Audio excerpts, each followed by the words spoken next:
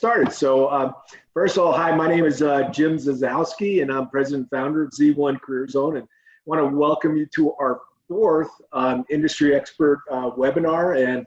And as I was just mentioned a minute before, I'm really excited about having Kenneth here and what he's going to share with you all here. And for those of you who are not familiar with Z1 Career Zone, we are a career consulting firm that really we provide solutions for individuals who are either out of work or are really seeking some kind of career change. In addition, we have a full undergraduate program now as well, and that's to help those students upon graduation be in jobs that are professional jobs that they can be excited about and thrive in, and all of those things. So that's just a little bit about us, and I'm going to go through just a couple of slides here and really just point out a couple of things. And I know we've got a lot of people on here already that are from, you're in different situations. We've got recent grads on here. We've got professionals. We've got people who have been impacted by the virus and all of that stuff. So I want to welcome you here. And but a couple of things I just want to point out about all this stuff. And first is this first fact, and that is that we will spend, you, me, all of us will spend roughly about 100,000 hours in our careers. And I could tell you there is nothing that comes even a close second. And so it's extraordinarily important subject, to say the least. There's a couple of problems that exist out there, and this is why we're doing these webinars and why we created the company. And first one is this, is that 71% of all professionals in the United States, and that's the professionals defined as people that are in jobs that require a 4-year degree. But listen to this, 71% are either disengaged or don't like what they're doing. And to me, that's an amazing statistic. And then this next one, and this stat is even before COVID-19, and that is that only 23% of college graduates are actually in professional jobs within 1 year of graduation, which means 77% are either unemployed or underemployed, right? Real problem out there. And I could promise you this class, this past spring's class, no way that even 23% is there. So getting this whole career thing right is extraordinarily important. And so we're happy to offer these webinar series with you and all of that. And here's our mission, though. Here's our mission, and I believe this to the core of my heart, and that is to change lives one career at a time. And it's actually under our logo right there. And I absolutely believe that, because I see that happening with our clients every day, and it's really what excites me about getting up in the morning, about having these great people come and do these webinars for people out there for no charge and all of this stuff. So I'm a believer in that, trust me. And really, we do that by being able to offer the most comprehensive online career training program that exists today. So I'm just going to say this once, maybe I'll just mention this email at the end, but if you want any information on our program or whatever, just send an email to info@z1careerzone.com, and we'll get right back in touch with you. We've made the program affordable for anybody to take. So happy to share that with you if you want more information on that. So let me just do a quick review. As I mentioned, this is the fourth of our industry expert webinar series. The first was really done by Mark Smits, and Mark talked about, preparation is really the key to everything in securing the job you want. And he also shared with you kind of his thought process as he went from corporate America to building his own winery down there in Texas. And it was really a neat story that Mark shared with us, but that preparation piece was everything. And then whoops, I skipped one.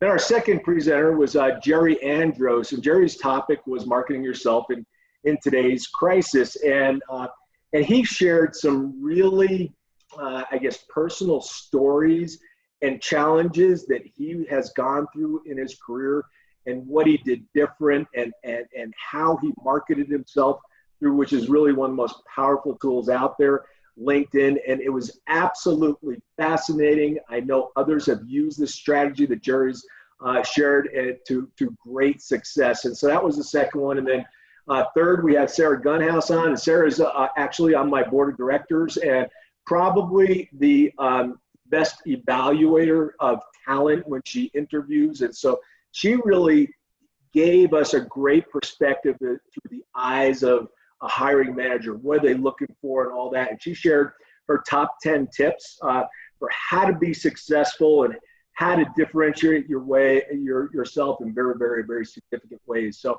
I bring these up because I want to tell you that if you go to our website, z1careerzone.com, you go under resources, we have all of our webinar series recorded on there. All 3 of these are there should you want to go back and watch them at another time.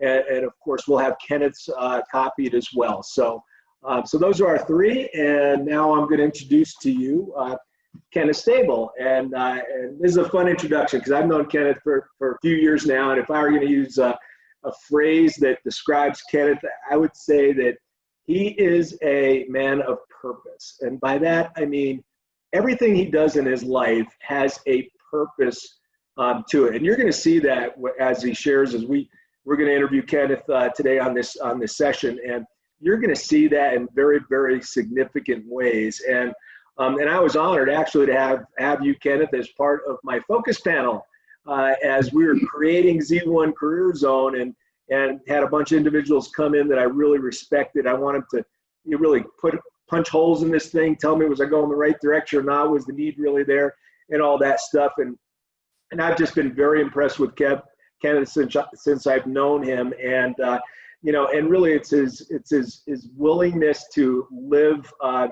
life, I think, trying to help and impact other people. That's so impressive to me. And so that's a little bit about Kenneth. Also, he was a graduate of Creighton University and currently works for Charles Schwab as a senior financial specialist. Been very successful in his career. In addition, he has served on several boards here in Denver, Colorado in the past and also in the present. He's also currently on the board of trustees for one of our private high schools here, Regis Jesuit High School. Extraordinarily active in the community, and you're going to hear a little bit more about that as well. And then more recently, Kenneth, here's a feather in your cap. You're named as a member of the Denver Business Journal's 40 under 40 class of 2020. And that thing got a lot of press here in Denver, Colorado, but well-deserved. And it's just so great to have you here. And I'm looking forward to this. And so just so you guys know too, is that we're doing this a little different than the first 3. I'm kind of doing a little bit of an interview of Kenneth and let him answer some questions that I have prepared and that I think you're going to hear amazing stories and his thought process through some things that really, focus on growth out of struggle, but even some other things in areas that I think will be a positive impact in your life. So you're going to walk away from this thing, one or all of these things. You're going to come out inspired, you're going to come out motivated, and I even think you're going to look at certain things perhaps differently than you've looked at them before. And one of the things we're going to talk about is relationships with people as well. So, and making choices and things like that. So, Kenneth, great to have you here today. And I'm going to get started with the first question here, right? And I'm going to stop sharing here so we can pull off these slides. And, so we're going to start off right off the bat, Kenneth, with your story. And you have an amazing story about your personal life and growing up and how you were able to literally change the trajectory of your family, which was one of poverty and struggles over generations, if you will, and really a family now that is defined by growth, by success, and by an authentic belief in yourself as well. So I'd like you to share that story, if you don't mind, Kenneth, with those people that are listening right now, and how literally anyone can achieve tremendous personal and professional growth through struggle, really. So I'll let you take it from there. And when you're done, you let me know when I get to the next question, okay? Sounds good. First, I just want to say thank you for the opportunity here. Happy to speak to everyone. And been a pleasure getting to know you more and more. And his son and I actually went to high school together, so it's a That's straight right. connection there. Kind of touches on a network there, but uh, just getting started here. And I'm going to be sharing some things about my background, and it is very personal, and but I think it helps us paint a picture of some of the experiences that I've gone through, and maybe relate to some of the experiences that the people out there listening have gone through. There's so much that happened. It's hard to go into too much detail with the time. But when I think about how hard things were when I grew up, not just for me, my mother, my sisters, but the people around me, it always seemed like everyone was struggling with something. For my family, we would often struggle with finding a place to live for various reasons. We would bounce from place to place, and whether it was living in a motel, a shelter, living in the car, or sometimes even just riding the bus up and down Colfax or the street until we can figure something out. You know, it was a tough situation trying to figure out where we were going to stay. And it was really hard for me trying to understand as a child why we were going through the things that we were going through. It's also hard in that situation, of course, to dream, to plan, to see a world beyond that one. If all you're raised around is struggle, violence, drinking, drugs, gangs, things of that nature, how can you even begin to grow inside that environment? For me, I decided to take a step back. I wanted to look at my surroundings and look at my family and try to really understand how we got to where we got to. And fortunately for me, I had a great grandmother who was alive at the same time as my grandmother, my mother, and my sisters. So we had multi-generations there. So it allowed me to really take a look at each one of them and look at their lives. And when I look back on it, my great grandmother struggled, my grandmother struggled, my mother struggled, and it looked like my sisters and I were on our way to struggling as well. And I had to ask myself, why are we having this continuous cycle of poverty in our lives? And what can I do differently to break this cycle of poverty? And one thing I've always known about my family is that we're very intelligent. Now, we didn't have the degrees to show for it. We didn't have a business and we didn't have anything there, but I knew that we were very intelligent. So when I looked back and looked at assessment, I said, there's one way I could go, and that's education. We didn't have any degrees. Like I said, we didn't have any businesses. So I said, what happens if we do pursue something like that? So that's what I decided. I decided I would focus on my education and use that as a tool to get out. Now, I want you to understand and remind you of the situation. About this time, I'm around 10 or 11 years old. And we're living in motels, we're living on the streets, we're staying with different people and just bouncing from place to place. And here I am telling myself that I'm going to do something that hasn't been done in my family and hasn't been done by any of the people around me. And kind of just looking back on the situation in my mindset, I can still see my mother there. I can still see the stress on her face, wondering how we were going to scrape together enough money to be able to pay for a motel for the night. And not just that, but even something to eat. Like it was hard to see. And I remember even staying in those motels and not being able to scrape together enough money and finding ourselves there at 11 a.m. being kicked out of the motel with what little things that we had. And here I am trying to dream bigger, to dream for the future. And I see these families around us in the same situation, many of them that we became close with because we're in the same place, and nobody's getting anywhere in this life. And I'm here, a 10-year-old kid, trying to dream for something bigger. And as time kind of continued on, these things continue to repeat themselves. We would find ourselves bouncing from place to place. Honestly, I don't remember, and I didn't attend very much school during that time because we were so unstable. I don't remember really attending much of the 4th, 5th, 6th, or 7th grade because things were so chaotic during that time. But I still told myself education is going to be the way out. Before I got into high school, I had met a mentor, fortunately for me. Somebody who was really close to me. And when I did enter into high school, I had to take a bus 2.5 hours across town to attend school. And also had to take a 2.5 hour bus ride back. I would wake up at 4:30 in the morning every morning. And fortunately for me, my mentor really saw that I really wanted to go to school and I wanted to do something more, but I just didn't have a vehicle. And his wife was connected to a program called Boys Help, Girls Help, which is what I'm on the board today for. And the organization was designed for people just like me, students like me who wanted to excel academically, but their environment was holding them back. So fortunately, I got accepted into the program and I worked hard.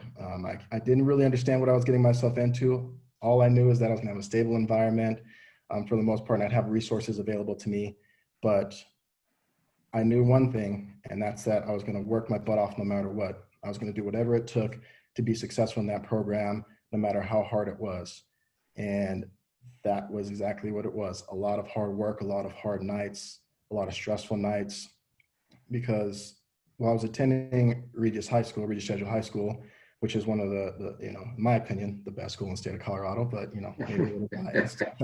But it's extremely rigorous. It's very academically rigorous and demanding. And that's just going in as your normal freshman year. But not only was I trying to excel in high school as a freshman, I was also playing catch up from the grades that I missed when I wasn't in school for the 4th, 5th, 6th, 7th grade. So all that information that I had missed, I was learning while simultaneously trying to learn high school as well. And so I'd often find myself staying up until 1, 2 a.m. in the morning, getting up at 6 a.m., going to school early, meeting with teachers, doing whatever it took. I was always the first to ask for tutors. I was always the first to ask for mentors because I wanted to do whatever it took. Now, I had those resources there, but at the same time, you have to remember, my family was still living in poverty. My mother would call me and ask me for help, and I'm sitting there trying to go through this program. And here I'm having to listen to my mother cry on the phone, tell me that she needs her help, and I can't do anything for her because I can't focus on what's going on right now. I have to focus on the bigger picture. I knew that my success meant that not only would I make it out, but my family would as well. It'd be an opportunity for us to break that cycle. And when I did get through the program and get through school, I remember very well sitting there on the graduation stage at Regis when I graduated amongst my peers, and right in the very front of me in the center there was my family, my sisters and my nieces there, and I saw them staring at me. Nobody in my family had graduated prior to that, and there they are, their big eyes looking back at Uncle Kenny in the center of all the students with their big smiling faces. And when I was their age, when I was 10 years old, I was living in motels dreaming about that moment for them before they even had an idea. And then when I graduated later on from Creighton, same thing, seeing my mother there, my nieces there, my supporters from Boys Help, Girls Help, family and friends, everybody looking at me and believing that there was something more, there was something greater out there, that they could do more.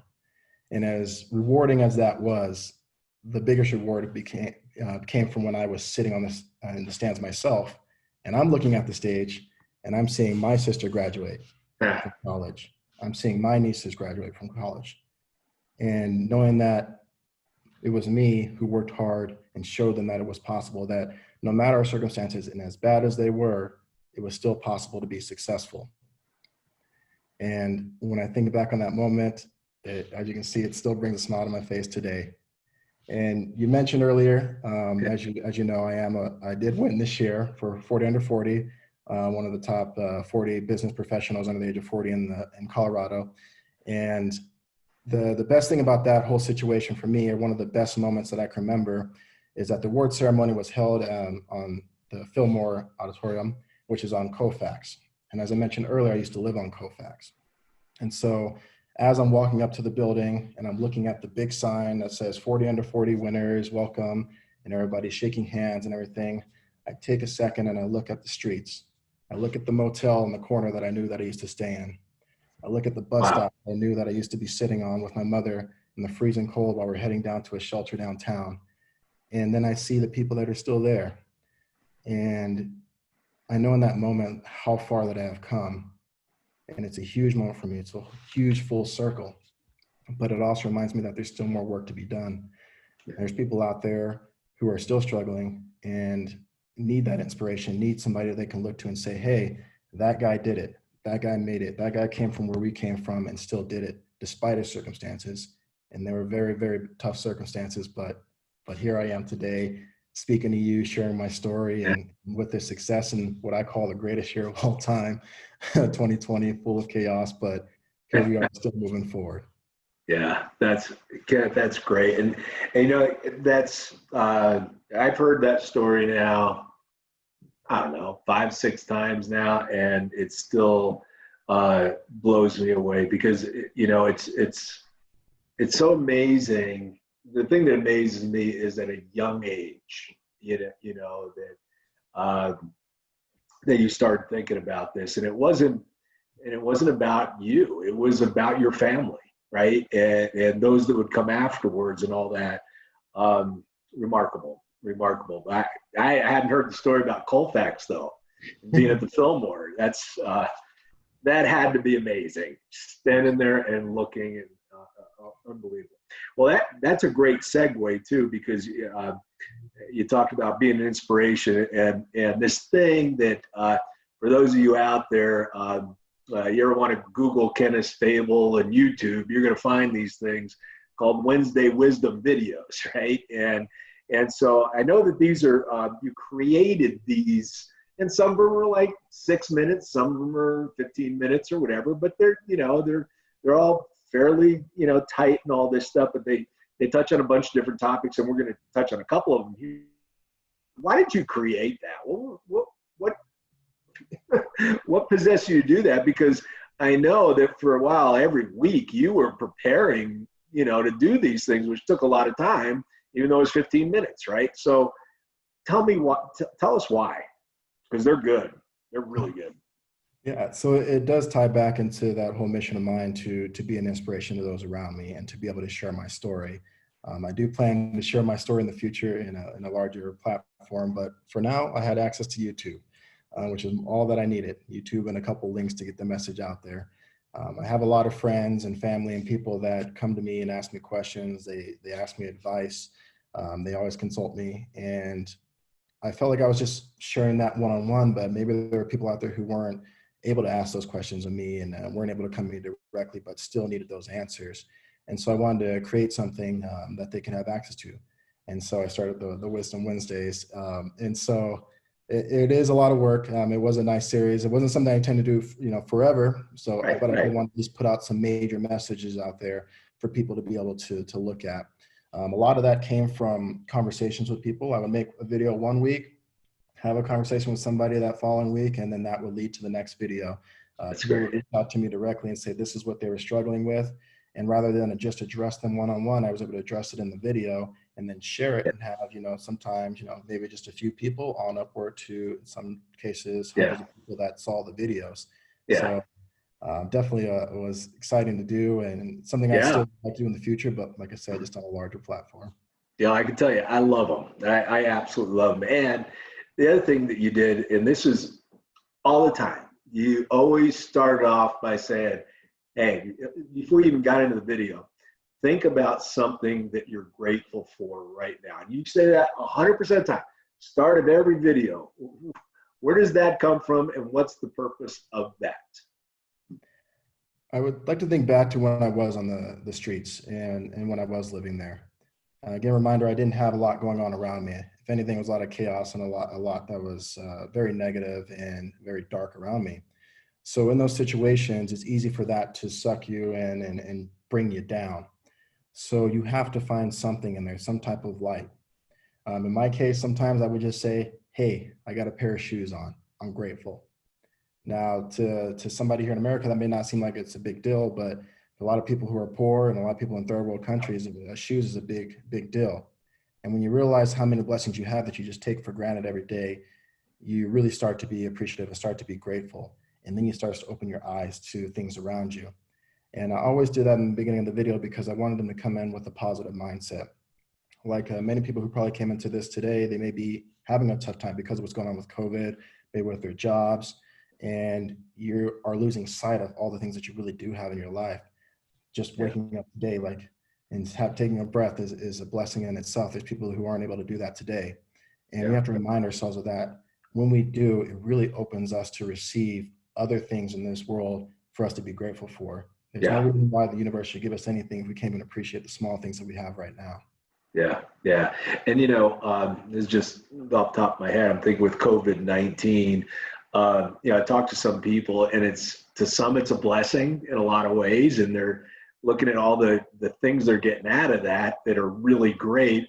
And others, I mean, it's like the worst thing in the world, right? And all this stuff. And it's amazing when you look at it from that mindset, though. It changes everything. And like I said, it starts off your day differently and all that. Now, one of the videos, here's my next question. You share a neat story as it relates to decision making decisions. And as we know, we all have battles that we struggle with, right? And there are many times, where there's key decisions that we have to make that are going to literally shape our lives, right? And all that. So I'd love for you to share that story with everybody here, because I think it's a neat story. It's one that I'll never forget, and it's got a lot of value to it. So, definitely. So, two ways I like to approach this. So the one that I share in the video is actually an old Native American parable. So it's about a grandfather who's talking to his grandson, and he's telling him about this great big battle that's always ongoing between these two wolves. On one side, you have this wolf who is all that is positive, that is all that is good, and all that is right in the world. And on the other side, you have the wolf who's all bad, all that is negative, and all the unhealthy things in the world. And he says this battle's been going on for centuries. It's always ongoing. And the little kid says, well, who's going to win the battle? Who's going to win? And where is the battle? What's going on? And the grandfather looks at him and says, well, the battle goes on in every single one of us. It's always an internal conflict. And the one that's going to win between the two wolves is whichever one you feed the most. And when I heard that story, it stuck with me so much. And it paints such a great image of what's that internal battle. We always have those decisions in our lives that we know are going to either be good or we're going to be bad. And the more you feed one of those decisions, the bigger that wolf gets. And then you just imagine the two of them fighting. You have this big wolf and a small wolf. What do you think is going to happen? It's going to take it over. Now, that's not to say that if you keep feeding that wolf and it gets so big that other one can't get bigger and that one gets smaller. It's a back and forth, just like the grandfather said. So there's never too late to change, but it's also always good to be mindful that there is that battle that's raging in you. And even back to when I was younger, I remember one of my earliest memories is when I was sitting outside on the porch and I was playing with one of my friends. And we're just playing with action figures, and he had a cousin there who was autistic. And my friend is picking on him so much. He won't let him play. He's yelling at him. He's telling him all these horrible things. And in that moment, I took a step back, like I do, and I looked at the situation, and I put myself in his shoes, and I said, what would I like to be picked on like that? Would I like to be treated this way? And in that moment, I really recognized that I have a choice. I could have been pressured and joined my friend and done the teasing and doing those horrible things, but instead I chose to go the other path and feed the right wolf and defend him and stop my friend, and in turn changing his thought. And I always think about that. Ever since that moment, I've always been so conscious of those decisions that we have back and forth. One other big thing that I do, aside from my wolf test, is what I call that. Ask yourself how many feet more. Another one that I make for decisions in life is, and this is kind of the bigger one. So like if you're debating on going back to school, debating maybe moving for somebody that you love, maybe you're going to quit your job, those big life decisions, I would call it the deathbed test. So I always ask myself, when I'm laying on my deathbed and I'm looking at my life and taking inventory, what am I going to look back on and feel proud for? What am I going to look back on and have regrets for? And the last thing I want to know is that I'm laying on my deathbed and know that I didn't get after it, that I didn't go after all those dreams and things that I wanted. Now that's going to be different for everybody. It could be that you want to just be at home and be the greatest mother in the world to your children. If that's your dream and you decide that you want to go, you're going to go instead and work for the rest of your life and take time away from those kids. Well, guess what? When you're laying on that deathbed, what are you going to look at? All those times you miss with your children. But if you say, I'm going to find a way to work from home and be with my children every day, and you do, man, it's a beautiful thing. And that's all I ever want. Whenever I make my decisions in life, I look back and say, what am I going to do when I'm laying on my deathbed? Because we have to remind ourselves, And I know it's sad and it's dark, but we're all eventually going to find our way out. And the last thing I want to do is be laying there and looking back and having regrets. I want to know I went after it. And the only person that's going to be laying there in your head is you. The only person that's going to know if you went after it is you. Everybody loves you, but only you know and can hold yourself accountable. So I like to do that best. Yeah, no, that's great. Just to add one thing, it just reminds me so much. I remember my dad telling me that, everybody should go to one funeral per year, whether you know them or not, and he said, it's remarkable what you hear, and it really, kind of makes you sit back and say that same thing. What do I want my life to look like, when it comes to my funeral, right? And I learned so much doing that, both what I didn't want it to look like, right, and what I did want it to look like. That's a great test, great test. Now this is an interesting question that I've got for you here, and I know you've talked about this before, and I think you got some great, insight into this, and is that we all have to deal with people in our lives that are negative people, okay? And those are the kind of people that, are going to drain you, bring you down, all that kind of thing. And sometimes they could be family members, sometimes, friends or whatever, co-workers and all that. But they're there. We all know it. We've seen it. And they can really hold us back from achieving or moving towards our dreams or our goals or whatever it is. So how do you recommend we deal with those people in our lives so that we're not letting them, right, keep us from reaching our goals and our dreams? And that's a very real issue that I know we all face. We all do. So speak to that if you would, Kenneth. Absolutely. So I'd like to turn back to what I was kind of touching on earlier when we started, and you were asking about my life. And I use this example because it's a very extreme example, and it kind of paints you the picture of how far you have to be willing to go to really go after your dreams and pursue those bigger pictures, and sometimes push the negative people out of your life. So that phone call, my mom would call a lot. There was one night in particular, it was around, I'd say 12 a.m. I was up studying, and I got a call on the phone downstairs, and it was my mother. And she's crying on the phone. She's telling me that she doesn't have any place to go, and that she needs my help. She needs me to come and save her. And I'm sitting there and I'm thinking to myself, what can I do? I can't do anything in this moment. I don't have anything that I can do in this situation. But here my mother is crying on the phone. I told her, there's nothing I can do. I don't have anything I can give you right now. And my mother just goes into me and she says, you don't care about me. You don't care that I'm out here in the streets. You're over there living in this fancy house, and you're going to these schools, and you don't care about me. And in that moment, she's being extremely negative, and she's tearing me down so much. And the thing that hurt the most about that experience is that the whole reason why I was in that program and the whole reason why I was going through all that was for her, was for my sisters. And the reason why I use this story is because sometimes it's the people that are your why, the people that you're working for the most, are the ones that tear you down sometimes and can be the hardest on you and be the most negative in your life. Fortunately for me in that situation, a house parent stepped in and took the phone from me and said, I'll take care of it. And I went on. He said, go ahead and finish studying. And I ended up staying up until 2 a.m. studying with that on my mind the entire time. Yeah. And that was very, very difficult. But in that moment, I had to push that negativity out of my life. And it wouldn't be the first time, certainly wouldn't be the last time in my life that I came across other negative people. Best friends, family members that were extremely negative and would tear me down, or they just were just negative people, draining people. Yeah. And I told them, this is my suggestion here, because I do it with everybody. I sit down and have a conversation with them. I tell them, these are my goals. This is what I'm trying to do. And this is how I feel like you're being very negative. And if you can't support me in a way that's going to help me and push me forward in the right direction instead of tearing me down and keep me where I'm at, then we're going to have to part. And in many cases, I've lost a lot of friends, and in some cases, almost lost family. Yeah.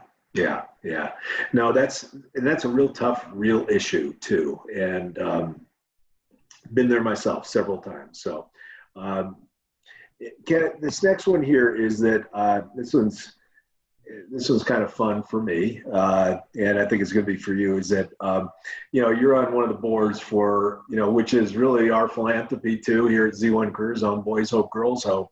And so we're going to take this opportunity for you to share a little bit about that organization, right? And really tie that into why you feel it's so important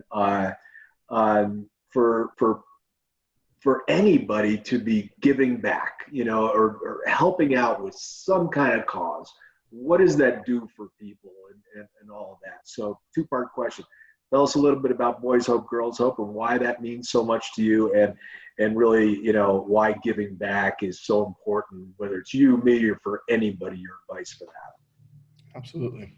So Boys Hope, Girls Hope is a program for students who are academically motivated, but for whatever reason, their circumstances are holding them back, as you can see from my example. And the program offers them the support, the resources that they need to be successful in high school and also in college. So for somebody like myself who didn't have mentors, didn't have somebody to tell me that I needed to do my homework, didn't have the tutors or the access, the driving, all those things, this program offered it for me, and we offer it for many scholars today. We offer what's called an academy program. So we work with the schools and partner with them to reach those students who are having challenges, not necessarily within the school, but we take students that are coming from a disadvantaged background and bring them into those environments and support them. The two schools that we partner with is Regis Jesuit High School, which is where I attended. We also partner with Aurora Central High School as well. And we have several students there, and between the two programs, our largest presence being at Aurora Central. And as of right now, we're gratefully, we're putting a lot of students out there in the college, so we have students all over the place. And that kind of ties me into why I decided to get on the board and why I give back so much. When I started the program, we were still very early in our program. And so there weren't really too many graduates, and if there were, we didn't have access to them. So all those nights that I was struggling and I was having a hard time and I'm trying to push forward, I didn't have anybody there to look up to and say, well, that guy made it through the program, so I know it's possible. Right. It was just me saying, I'm going to figure this out. So I always told myself when I was in the program that I'm going to come back and I'm going to be that for somebody else. I want the scholars to look at me and say, and hear my story and say, okay, no excuses, I can get this done. And every time I talk to them, I tell them the same thing. And I see their eyes light up in that moment, that hope inside them, knowing that not only can I get through this program, but I can change the lives for my family, my friends, and my community, and all those people around me. And I always remind them that once you get through this program and you achieve success, it's your responsibility to go back and give that success to somebody else. We have to continue to carry that torch, and that's the only way that we grow in the world. Yeah. No, that's great. And just, so, because I know we got people from all over the country here, Boys Hope, Girls Hope started 40 years ago, and it's in, I think it's 14 cities now in the U.S., 3 different countries. And it's an amazing organization. And our involvement really is, starting here in Denver. Hopefully we expand it, but is to take the kids while they're in college and provide our program for them. So by the time they hit their senior year, they're so far ahead on career stuff and planning and all that than their peers that it's not even funny. And we're really, really excited about that. We're really excited. And I know we've got this recorded, so all those kids and scholars that aren't watching this, we're going to make sure that they do see this video. So what a great organization. And hey, if you want to learn anything more about Boys Hope, Girls Hope, on our website under partners, it's right there. You'll go right into their website. It's an incredible organization, headquartered out of St. Louis. So there you go. And so Kenneth, this last thing, last question before we get to our Q&A. And Elizabeth, if you're out there, if you've been jotting down some Q&As that have been coming in for me, you can bring those over to me and we'll close this out. But really it's this, is there anything you'd like to share with those people that are listening here on this, that are struggling in their careers, and maybe, Kenneth, they even lost their jobs as a result of this virus. And trust me, there's millions out there that have, and I know we've got some on here. And they beat themselves up about it. I know that, I've heard it. What would you share with them? What advice would you give with them? So I would kind of go back to what we were saying earlier. First, I would start off with looking at your life and seeing what you had to be grateful for, because definitely in those situations, and I graduated in 2009 from Creighton, which is, right in the middle of the financial crisis. So believe me, when we got out of school, there was really nothing there. But I still look back and I said, well, I got to have a degree. I'm smart, I'm intelligent, I have a network. It's only a matter of time before I get something. So I had those things that I was grateful for, and I stayed positive. I didn't know when it was going to come, but I knew that it was going to come. And I kept my door open, and I was willing to go outside and maybe think outside the box, reach out to people that maybe I hadn't talked to in a while and ask them for help. Definitely not being afraid to ask for help and reaching out to those additional resources that you have available to you, and just staying positive and knowing that you are somebody special and that you do have something to offer this world. And sometimes it may not be with the company. Maybe you have something that you need to start yourself. And this could be the perfect opportunity for you to get in there and become a leader for not just yourself, but for a community and some other people who are looking for employment. Yeah. Yeah. There's, and I think this is one of the quotes is my favorite quote. I probably mention it all the time, that goes right in line with what you're talking about, Kenneth, with all this stuff.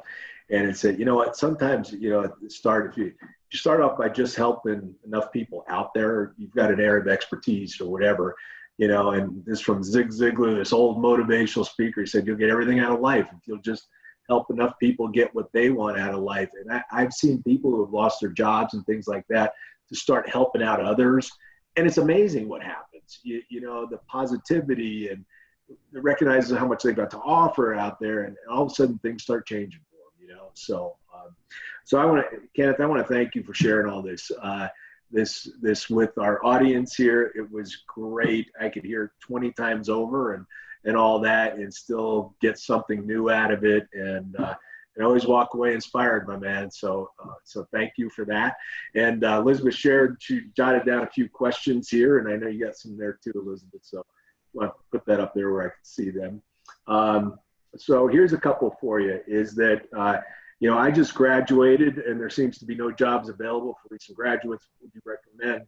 What would be your recommendation for us to get into meaningful work as quickly as possible? And I think that's a real issue out there for these young folks that have graduated this spring. No question about it, right? Mm-hmm. Absolutely.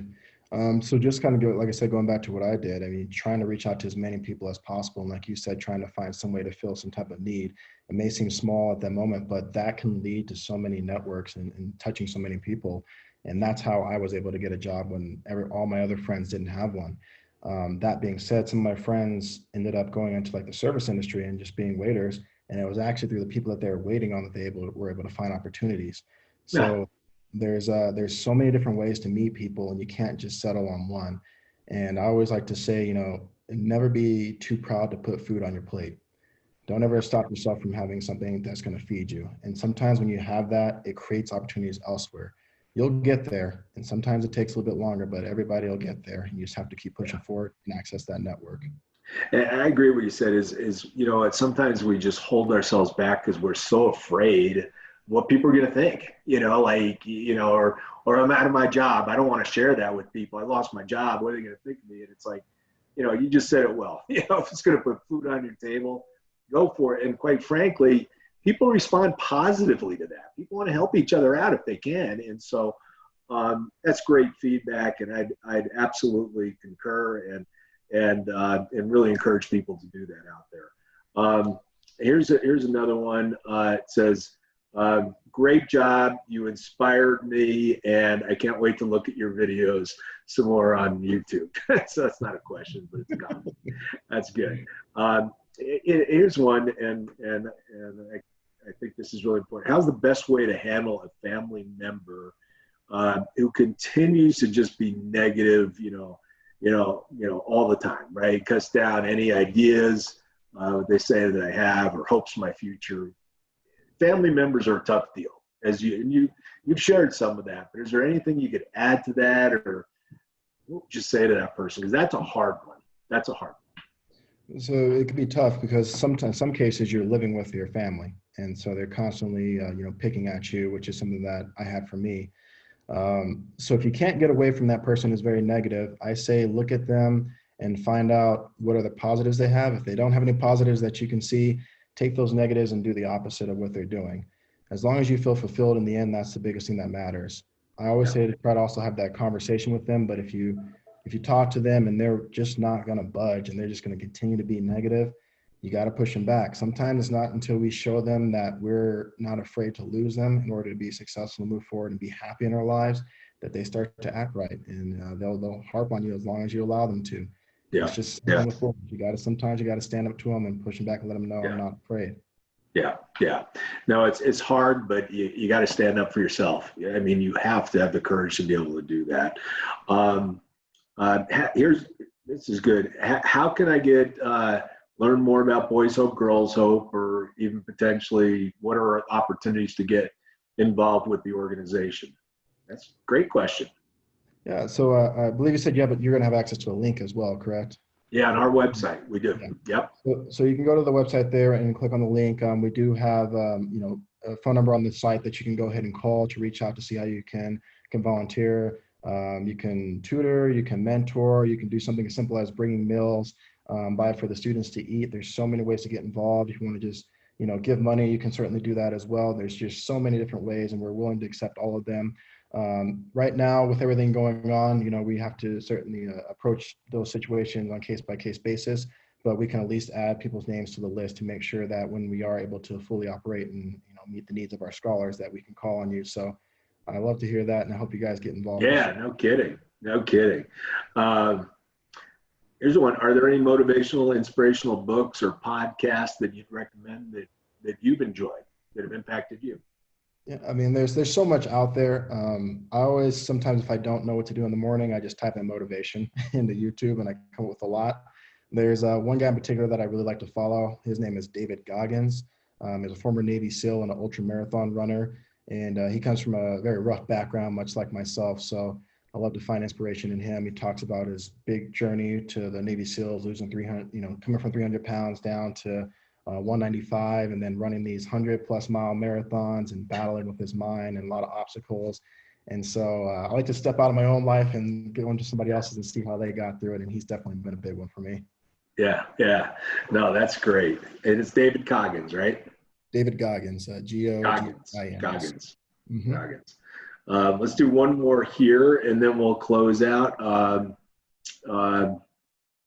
This is a great question about, education beyond a 4-year degree as it relates to the MBA. And I know that, I know this because I see this with young people. They don't have jobs and they graduate and think, okay, I'll go get my MBA and all that. But the question is, how important is it for somebody to have their MBA, whether it's right after school or in their 30s, now knowing how competitive the marketplace is for great jobs?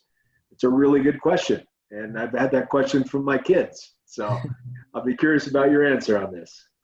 I like to say, make yourself as marketable as possible. And if that's getting an MBA for you, then certainly go ahead and do that. Working in the finance industry, it's going to be getting your licenses, your Series 7s, your 63, right. 66. In the engineering world, it's going to be getting your certifications for programming. A lot of times they need to see those things on paper to even give you a shot. And it helps sometimes to have those extra credentials behind your name. But above all that, I'd say the biggest thing you can do is work on that network and get out there and meet people. Yeah. Because if you have all the credentials in the world, but you have nobody to share them with, where you're going to see that opportunity. So if you need those skills, definitely get them, but also make sure that you're working on that network. Yeah. Yeah. And that network's so critical. And I know even in our program, we spend a tremendous amount of time on that, because we understand how important that is. Right. And some people don't even have a network established, and some have a little bit, but need to expand it. And there's all kinds of ways, no matter what your personality type is. Right. And I know you would say you're kind of an introvert in social settings, one-on-one, believe it or not. Kenneth would say that. And you had to figure out how do you do that in a way that's comfortable for you. Right. And all that. So, great stuff, Kenneth. Thank you for doing this with us. And honestly, for those folks out there, I know we got a few other questions. We'll get back to you on that. And this is going to be, as you know, I'll record. Thanks for being a part of this. Kenneth, love you, brother. And I'm going to introduce our next person here, which is, let me see. This is going to be a fun one next. This is, oops, let me click on this so I can move to the next slide.